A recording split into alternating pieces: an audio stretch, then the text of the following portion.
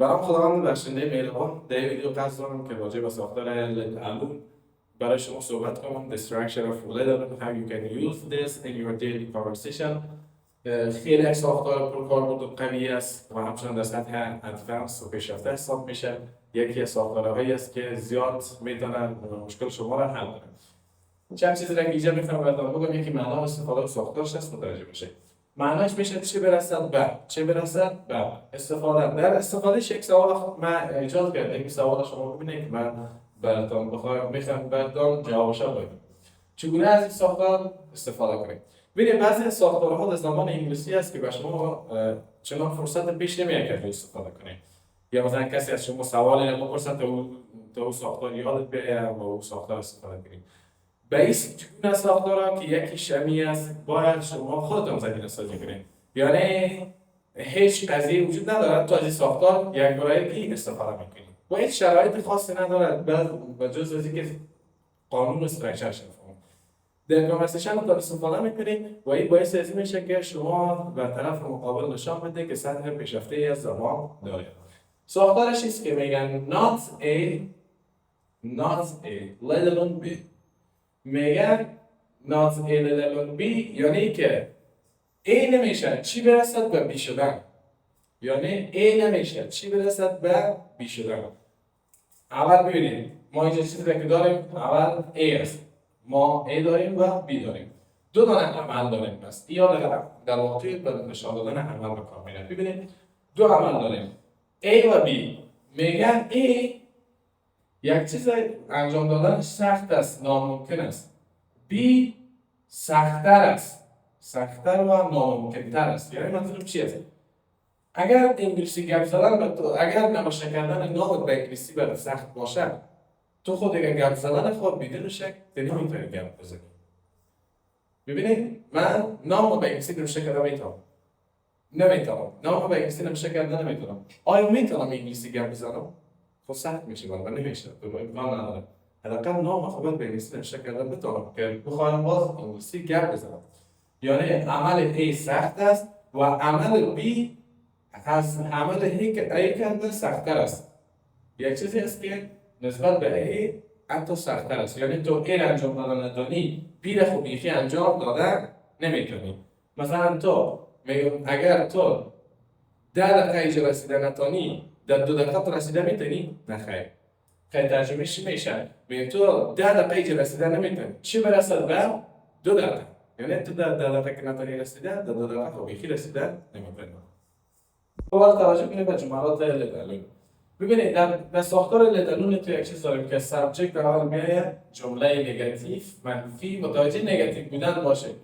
نگاتیو باید باشه اول. جمله اول باید منفی باشه. بعدش همون گزینه A که میتونه فعل ما باشه یا مثلا داشتن یک فعل باشه یا همچنان لدالون باشه و بعدش گزینه دوم یا پارت دوم همون که میتونه خود فعل باشه یا فعل چه میشه. که میخوایم که چهار فعل چه میشه. مثلا زنگ که ریچ شده و رایت شده. دو تا فعل مختلف است و میخوایم که خیلی وقتا فعل هم در حالت خود بوده میتونن. که دو نوع معمولا ساختار با خود میگیره. ببینید جملات متوجه باشه ساختار لدالون درست میفهمید.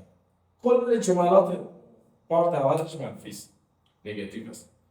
He can't. اینی هم یکم تلفظش ریز داره بالا میره. He can't read.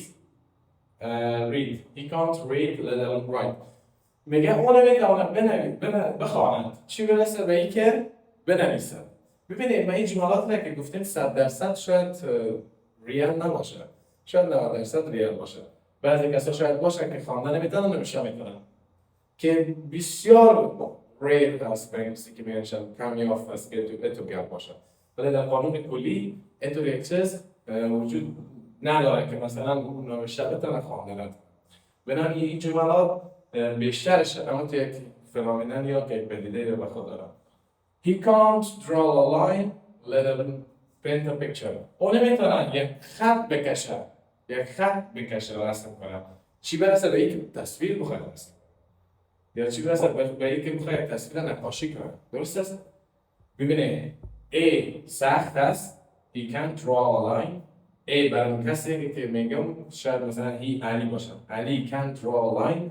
علی نمیتونه علی نمیتونه که یک خط بکشه. ای برش سخت است. این قسمت ما ای است. Let alone paint a picture. خب که خط کشیده نتونه تصویر کشیدنش خب به مراتب سخت‌تر است. به مراتب سخت‌تر از خط کشیدنش است. برام به اون خاطر میگم که ای سخت است ولی بی به مراتب از ای قدر سخت است. بعدش میگه He can't speak English. Let alone teach it.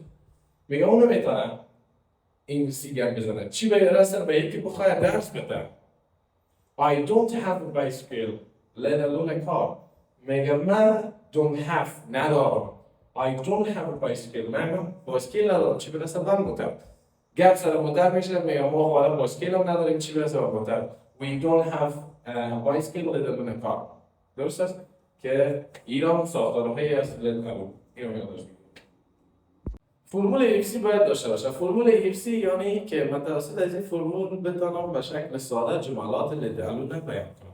این فرمول ایزی باشه. شما اگر وقتی که میخواید ساختار let alone استفاده کنید اول یک جمله منفی ساده باشه نسبت به جمله بعدیش. مثلا یک کار ساده نسبت به یک کار سخت. ایزی شما اینه که میگید نسبت به این جمله‌ای که قرار است بعد از let alone باید آسان‌تر باشه. نشه که این کارتان سخت‌تر از اون کار باشه. باید این کار از اون کرده ساده تر باشه. بعد ساده میگم let alone میگم difficult. من بهش میگم جمله ساده میگم ولی جمله ساده در قالب منفی. جمله ساده منفی میگم بعدش let alone بعدش جمله سخت‌تر از جمله ساده میگم. چند فعلی که ما اینجا یادداشت کردیم ببینید. draw رسم کردن paint نقاشی کردن رسم کردن نسبت به paint یا نقاشی کردن آسان است. بنابراین مثلا I can't draw let alone paint. من نمیتونم نقاشی رسمی کنم چی برسه به نقاشی کردن چی برسه به یک نقاشی کامل کردن. walk run هردوش فعل walk قدم زدن run دویدن. قدم زدن نسبت به دویدن یک کار ساده است و آسان‌تر است نسبت به دویدن.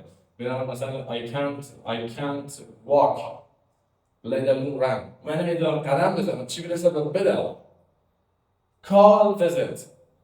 مثلا he didn't call me و به زنگ نزد let alone visit. چی برسه به اینکه برای من ملاقات کنه. من به یک زنگ مریض بودم یک زنگ نزد چی برسه به اینکه به عادت به ملاقاتی بریم. he didn't call me let alone visit. درست است؟ نشه که visit نیست بیای کالوسو بده. درست است؟ این کار نکنید. buy بایسکل خریدن buy کار بوده خریدن. نه I can't buy a bicycle بدون کار. میگه من نمیتونم بایسکل بخرم چی برسه و موتور خریدن. این جملات رو می‌داشت. و شما در این ساختار دو نوع جمله دارید. یا جمله ما دارای یک فعل است یا هم دارای دو فعل. ببینید که چه وقت یک فعل و چه وقت دو فعل است. این برمیگرده به اینکه ما خود ما در نظر ما چند فعل است. اگر من بگم تو انگلیسی گپ زدن در این گپ زدن نمیتونی چی برسه به انگلیسی گپ زدن یعنی ارزش گپ زدن شد. درست است؟ این میشه یک فعله. بعضی وقتا دو فعله هم داریم. مثلا من در راه راست رفتن نمیتونم چی برسه در کول بالا شدن. یعنی بالا شدن در کول و راه گشتن و قدم زدن. این قدم زدن یا بالا شدن در کول فعل‌های مختلف است که یکی کلام و یکی جواب است. حالا ببینیم یک فعلش گفتم نظر به این است که من خودم در زمان دیگه که می‌خواستم اینو به انگلیسی بگویم یک فعل در نظر داشتم. I can't read daily books. I can't read daily books. من کتاب‌های دلیل خواندن نمی‌تونم. فعل ما چی است؟ read است. I can't read daily books. من کتاب‌های دلیل خواندن نمی‌تونم. Let alone English. چی برسه به کتاب‌های انگلیسی؟ یکی دوستان اگر بگی کتاب انگلیسی رو بخوان من کتاب دلیل خواندن نمی‌تونم چی برسه به کتاب انگلیسی؟ درست است؟ یعنی این جملات میشه I can't read daily books, let alone read English books. ولی این read دوباره اضافه کردن بعد از let alone نیاز نیست. بعدش he can't come in 10 minutes. او در 10 دقیقه رسیدن نمیتونه یا آمدن نمیتونه. He can't come in 10 minutes. او در 10 دقیقه رسیدن نمیتونه. چی برسد؟ let alone چی برسد in 2 minutes. چی برسد در 2 دقیقه که دوباره آمدنش هست نه؟ یک فعل در این ساختار استفاده شده. She can't read. اینجا بسا چیزی که براتون گفتم باید منفی بشه. She can't read her name. او چی نمیتونه کردن؟ خواندن نمیتونه. نام خودش. She can't read her name. او نام خود خواندن نمیتونه.